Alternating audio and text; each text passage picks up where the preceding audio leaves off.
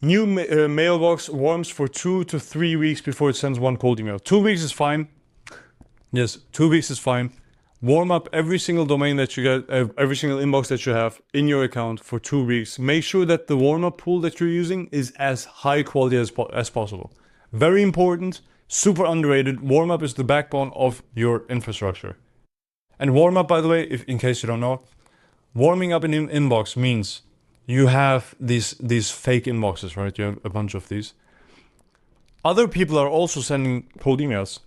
Also, like all the other ones that are using the same sending platform as yours, like Instantly, Smartly, etc.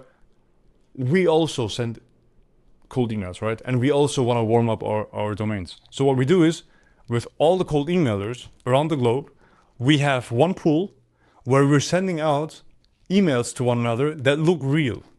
They're AI generated and they're randomized like across the globe so that the traffic that these inboxes generate look real.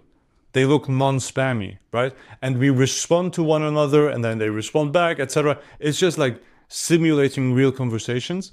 And you need to make sure that the people that you're conversing with in these warm-up pools don't be triggered.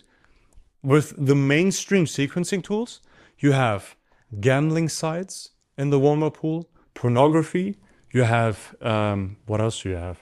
Betting and whatnot. Like, you have all of these different types of inboxes in there as well. Like, all of these companies are also doing cold email, which is why we switched over to Email Bison. And Email Bison doesn't take anyone, basically. In case you're curious. Like, they don't let anyone in, which is super nice, because I can be sure that my inboxes are not sending out any emails to some gambling site, right? Which is going to harm my reputation as well, because at some point they could backtrack. Why are these people contacting each other? It doesn't make any sense. So just to keep it clean, have a nice warm-up pool. And then once they're a warm-up, they forever stay in warm-up. It is warm-up, like as in I'm warming up something, but they stay warmed at all times. They need to stay in warm-up forever, basically. You'll never take any inbox out of the warm-up ever, ever, ever. No. Yes.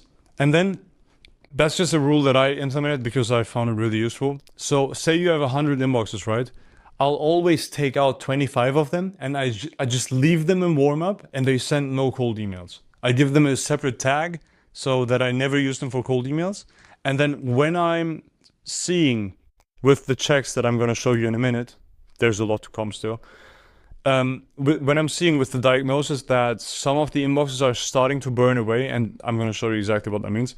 Like some, they drop in response rates, they go up in bounce rates, so they're bouncing, they're sending emails, but the email doesn't connect, right? You actually see that with the sending platforms. Whenever that happens, I just want to be able to easily take out one of the 25 that I have in reserve, immediately swap them out, and then get a new domain and warm them up for 14 days. Because otherwise, whenever some domain burns away, I need to wait 14 days to replace that sending speed, that sending capacity, right? And that just sucks, especially for clients. They want this to just run without any problems. I always like to keep some in reserve. Yes. So, yes. So in that case, if you wanted to send out from 50, you would have to buy about 67 mailboxes just to have 25% of those in reserve. Because a replacement domain warms for 2 weeks before it swaps in, which would suck.